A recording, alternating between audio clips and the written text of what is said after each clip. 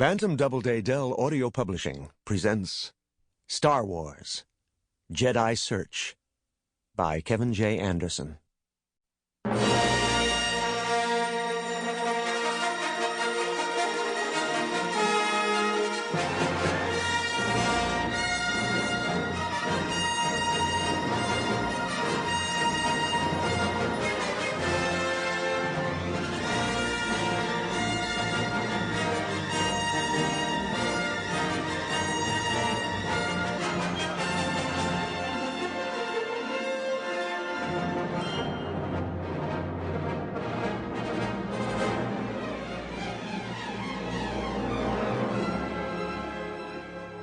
The black hole cluster reached out for the Millennium Falcon with jaws of gravity drawing it close. Even in the mottled blur of hyperspace, Han Solo could see the huge distortion as a bruised whirlpool trying to suck them down to infinity. "Hey, Chewie, that's too close." He stared at the Falcon's navicomputer, wishing they had chosen a course that would take them a safer distance from the maw. "What do you think this is, an old smuggling mission? We've got nothing to hide this time." Beside him, Chewbacca looked disappointed and waved his hairy hands in the stifling air of the cockpit. "Yeah, well, we're on an official mission this time. No more skulking about. Try to act dignified, okay?" Han felt a pang at returning to his old haunts, reminded of when he had been just on the other side of the law, running spice, chased by imperial scout ships, when his life had been free and easy.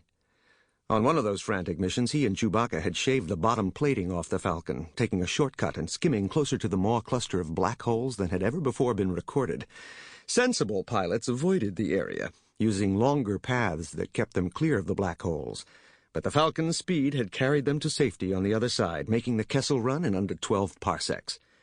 That mission had ended in disaster, anyway. Han had dumped his load of spice just before being boarded by Imperials. This time, though, Han was returning to Kessel under different circumstances. His wife Leia had appointed him an official representative of the New Republic, an ambassador of sorts. Han Solo found himself in the unlikely and uncomfortable position of being respectable. There was no other word for it. But Han's new responsibilities weren't just quaint annoyances. He was married to Leia. Who could have imagined that? And he had 3 children. Han leaned back in his flight chair and locked his fingers behind his head. He allowed a wistful smile to cross his face. He had visited the kids as often as he could in their protective isolation on the secret planet, and the twins were due to come home to Coruscant in a week. Anakin, his 3rd child, still a baby, filled him with wonder. But he would have to remain on the secret planet with Leia's old friend Winter as his nanny. Han caught Chewbacca looking at him out of the corner of his eye. Embarrassed, he sat up straight and frowned down at the controls. "Now, where are we? Shouldn't it be about time to end this jump?" Chewbacca growled in affirmative, then grasped the hyperspace controls. The mottled coloring of hyperspace fanned into star lines and resolved into stars.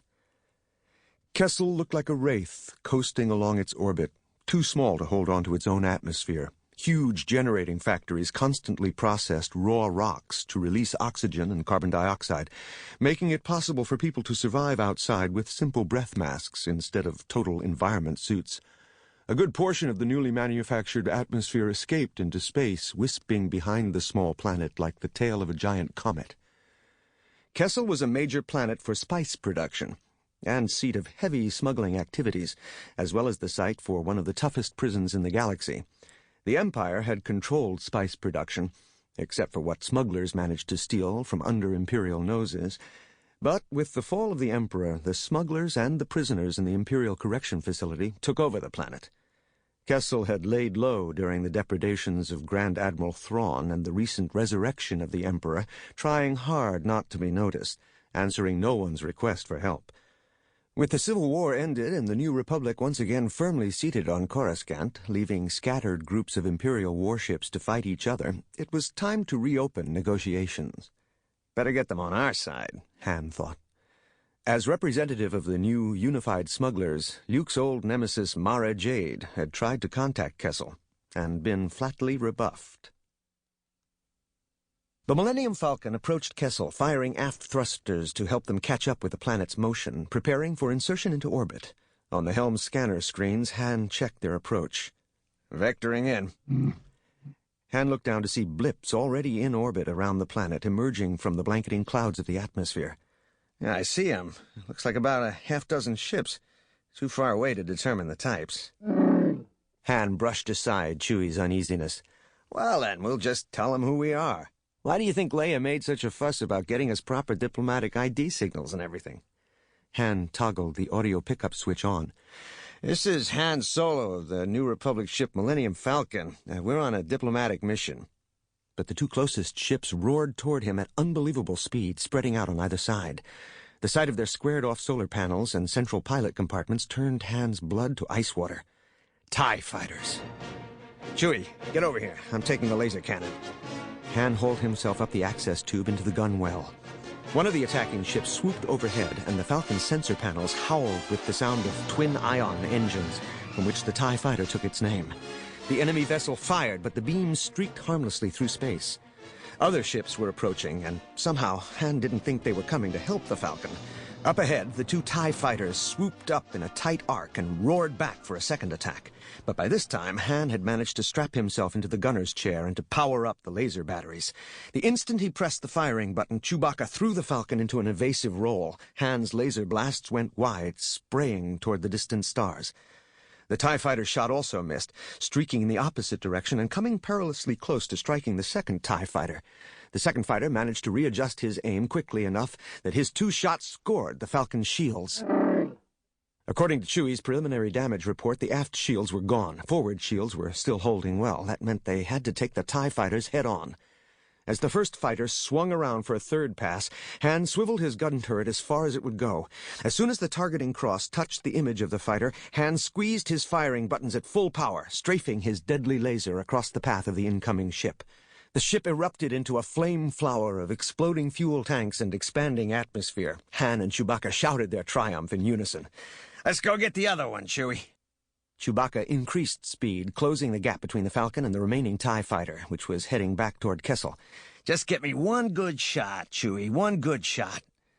Another ship roared up from behind as they chased the TIE fighter.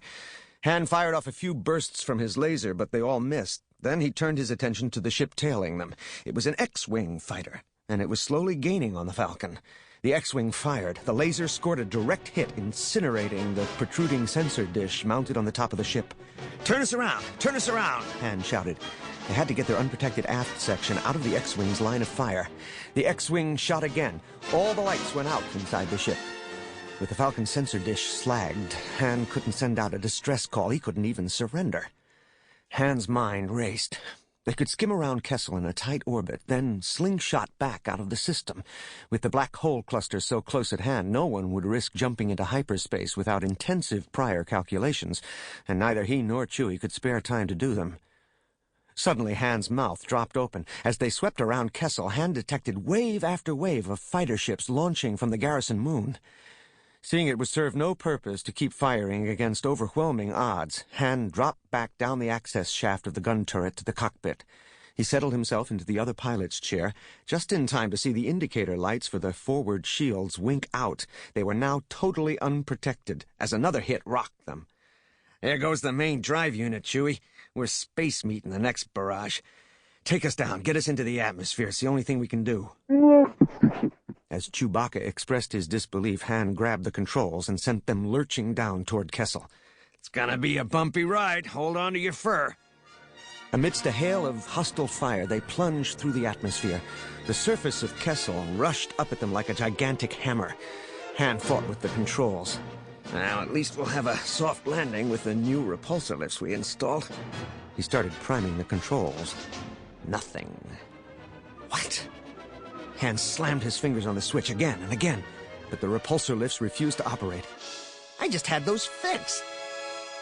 Chewbacca had no time to answer before the ship crashed into the rugged surface of Kessel.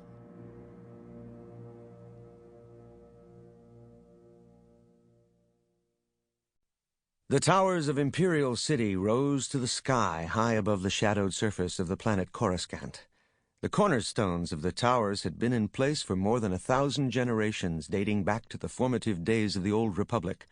Over the millennia, higher and higher structures had been built on top of the old ruined foundations. Luke Skywalker stepped onto a shuttle landing platform that... Sample complete. Ready to continue?